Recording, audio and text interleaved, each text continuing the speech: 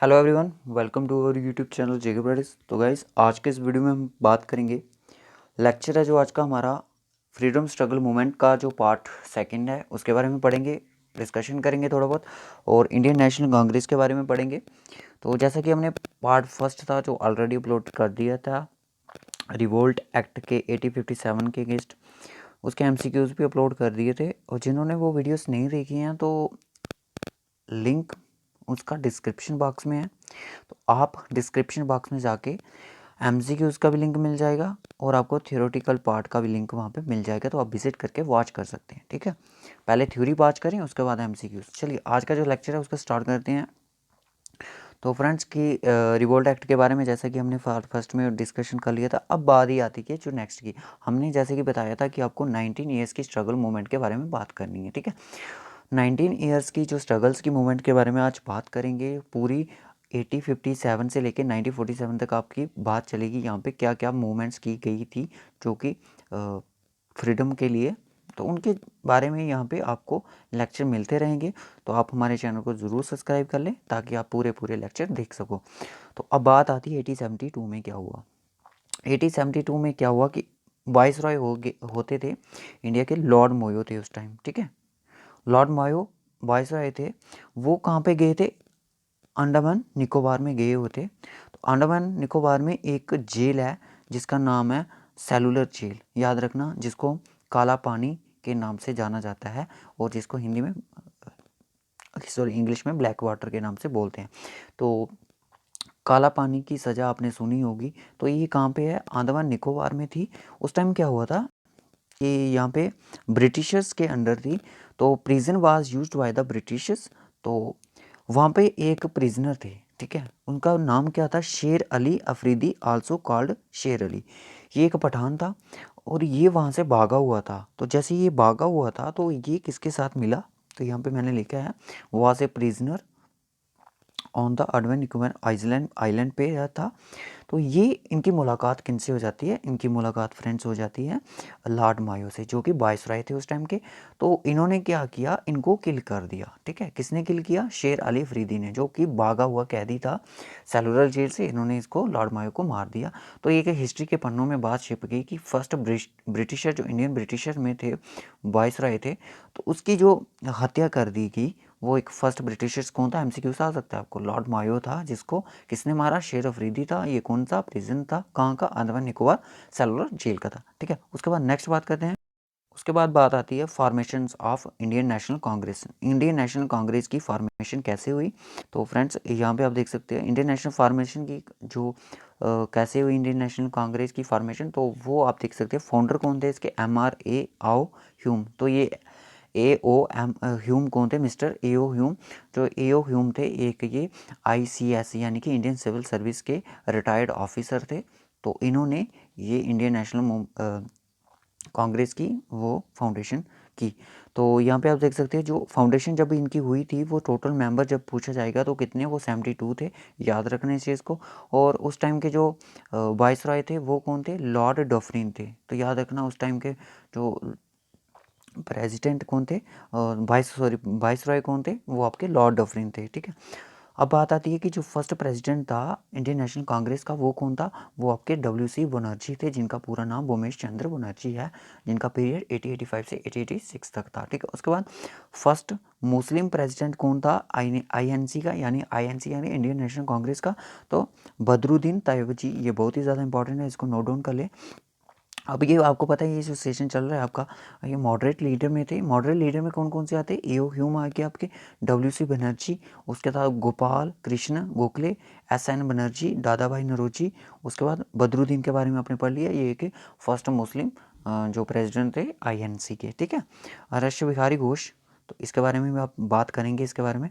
उसके बाद आनंद मोहन बोस, जो ये भी एक मॉडरेट लीडर में आते हैं। ठीक है, तो यहाँ तक आपने ये चीज़ें पढ़ ली। उसके बाद क्या हुआ कि फर्स्ट जो ब्रिटिशर्स के प्रेसिडेंट थे INC के, वो कौन थे?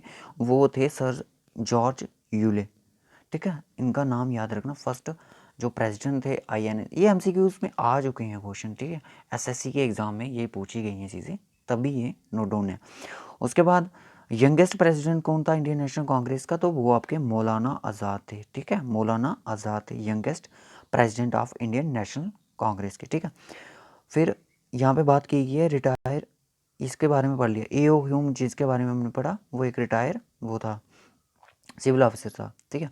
उसके बाद बात आती है कि 1896 की। 1896 में क्या हुआ, वंदे मातरम लिखा गया, जो कि हमारा सॉन्ग है।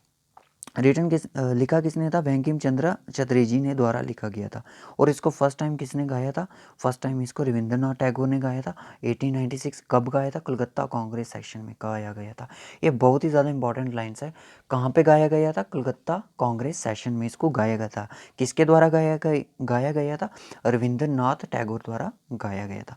अब क्या हुआ, 1899 में ब्रिटिशर की एक क्यून थी, उनकी विक्टोरिया, जिसकी डेथ हो जाती है, ठीक है। उस टाइम के जो वायसराय थे, वायसराय लॉर्ड कर्जन थे, ठीक है, लॉर्ड कर्जन थे। उन्होंने एक कलकत्ता में विक्टोरियल मेमोरियल बनाया, उनकी याद में बनाया। किसकी याद में बनाया, ब्रिटिशर क्यून जो विक्टोरिया थी, उनके नाम का विक्टोरिया मेमोरियल।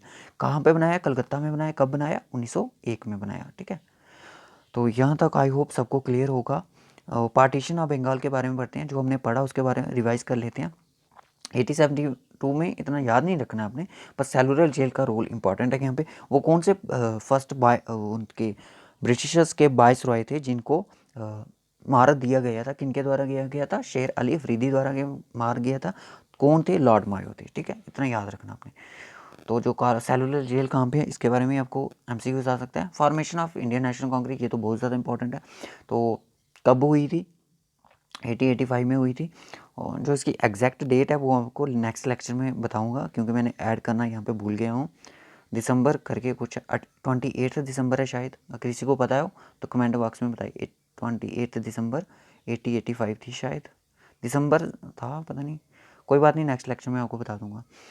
उसके बाद फर्स्ट प्रेसिडेंट वाइसरॉय कौन थे उस टाइम के, लॉर्ड कर्जन थे। तो नेक्स्ट चलिए, partition of Bengal. Partition of Bengal जब हुआ तब जो वाइसरॉय थे तब भी लॉर्ड कर्जन ही थे। और ये जो पार्टीशन ऑफ बंगाल था, ये बहुत ही बड़ी एक बंगाल को डिवाइड करने की स्कीम थी ये ब्रिटिशर्स की। पार्टीशन फर्स्ट कंसीडर्ड इन, जो पार्टीशन था बंगाल का, ये कंसीडर किया गया 1903 में, इसकी बात चली थी। पर जो हिंदू थे इससे सेटिस्फाई नहीं थे, हमारे लोग इससे सेटिस्फाई बिल्कुल भी नहीं थे।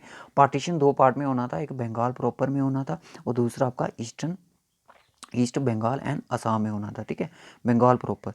तो बंगाल प्रॉपर में जो एरियाज आए वो बिहार था, उड़ीसा था, और उड़ीसा के कुछ पार्ट्स थे। और जो ईस्ट बंगाल असम में कुछ चीज़ें आई वो आपका बांग्लादेश का कुछ हिस्सा और नॉर्थ ईस्टर्न इंडिया है आपका। ईस्टर्न बंगाल में का बांग्लादेश चला गया और असम में जो कि नॉर्थ ईस्ट इंडिया आता है, ठीक है। आई होप यहाँ तक सबको क्लियर होगा। अब बात आती है कि एक्सट्रीमिस्ट लीडर कौन कौन से हैं, इनका नाम ही आपको याद रखना है। एक्सट्रीमिस्ट जो लीडर हैं, एक का लाला लाजपत राय जो कि पंजाब में और पंजाब से, और बाल गंगाधर तिलक थे जो महाराष्ट्र के पार्ट से थे, और बिपिन चंद्र पाल थे जो बंगाल से थे। यहाँ पे आप देख सकते हो बंगाल मैंने लिखा है। और एक अरविंद घोष था, ये दोनों बंगाल से थे, ठीक है। अब बात आई कि जो पार्टीशन हो रहा था, अब पार्टीशन हो रहा था तो क्या चाहते थे इंडियन, क्या चाहते थे वो, कंप्लीट इंडिपेंडेंस चाहते थे, ठीक है। हमें पूरा मतलब कि मतलब कि हम पूरा इंडिपेंडेंट होना चाहते हैं। अडॉप्ट क्या किया उन्होंने, स्वदेशी मूवमेंट बॉयकॉट कर दिया। स्वदेशी मूवमेंट के बारे में हम कल पढ़ेंगे, आज के वीडियो में बस इतना ही पढ़ेंगे स्वदेशी मूवमेंट आज, क्योंकि लेक्चर भी आज इतने तक के लिए है। तो उसके बाद क्या, स्वदेशी मूवमेंट अपनाई गई, एंटी पार्टीशन रखा गया। उसमें क्या क्या हुआ, एंटी पार्टीशन में उन्होंने ये रखा गया था कि पार्टीशन नहीं होने देनी हमने, जो बंगाल की पार्टीशन थी ये नहीं होने देनी, ठीक है। ये इनके कुछ सिस्टम रखा गया था इंडियंस द्वारा। अब पार्टीशन अडॉप्ट लॉर्ड कर्जन, जो पॉलिसी अडॉप्ट की गई थी लॉर्ड कर्जन द्वारा, वो डिवाइड एंड रूल की पॉलिसी थी। डिवाइड एंड रूल में क्या हुआ था कि जो ब्रिटिशर्स थे जो कि मुस्लिम्स को चले देखिए एग्जांपल देता हूँ, मुस्लिम्स और इंडियन हिंदू थे।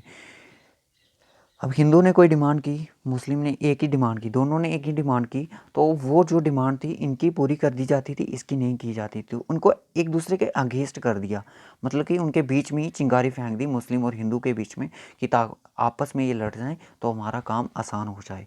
तो ये एक इनका लॉर्ड कर्जन द्वारा बनाई गई पॉलिसी थी, डिवाइड एंड रूल, की सबको अलग किया जाए। उनकी यूनिटी थी, उनको ब्रेक करेंगे इंडियंस की, जो कि हिंदू और मुस्लिम में बनी हुई है। तो आज भी वो आप देख सकते हो, उसी वजह से आज भी हिंदू और मुस्लिम कहीं ना कहीं एक दूसरे के अगेंस्ट कहीं ना कहीं रहते हैं। ठीक है, सारे नहीं रहते, मैं सभी की बात नहीं कर रहा, कुछ लोग होते हैं जो रहते हैं।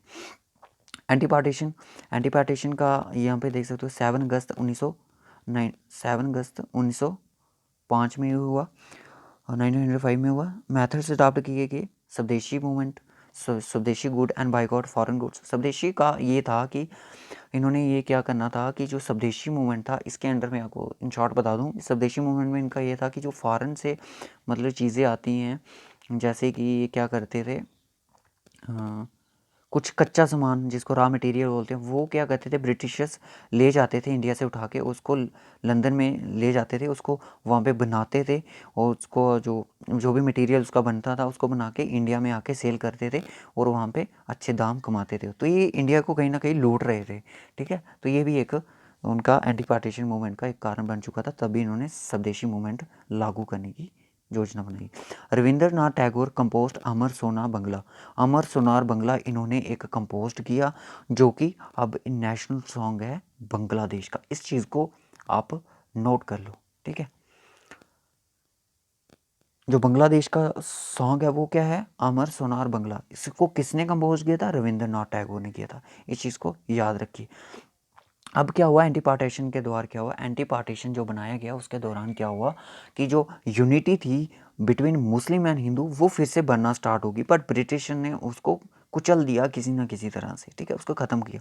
स्वदेशी मूवमेंट के बारे में हम कल पढ़ेंगे, बस आज के वीडियो में बस इतना ही पढ़ेंगे। स्वदेशी मूवमेंट के बारे में कल पढ़ेंगे। एंड रोलेट एक्ट है जो बहुत ही ज़्यादा इंटरेस्टिंग है। इंटरेस्टिंग क्या, हिस्ट्री से रिलेटेड है, जिसमें जलियांवाला बाग का हत्याकांड हुआ था, उसके बारे में पढ़ेंगे। वो आपके नेक्स्ट लेक्चर में वीडियो मिलेंगी, और इस वीडियो में कमेंट करके ज़रूर बताएं वीडियो कैसी लगी, और नेक्स्ट पार्ट को, जो हमारा पहले वाला पार्ट 1 है, उसको ज़रूर देखें। तो पार्ट 3 का वेट करें। ओके गाइस, ये पार्ट 2 है, तो MCQs की वीडियो भी ज़रूर देखें। Okay guys, bye bye, take care.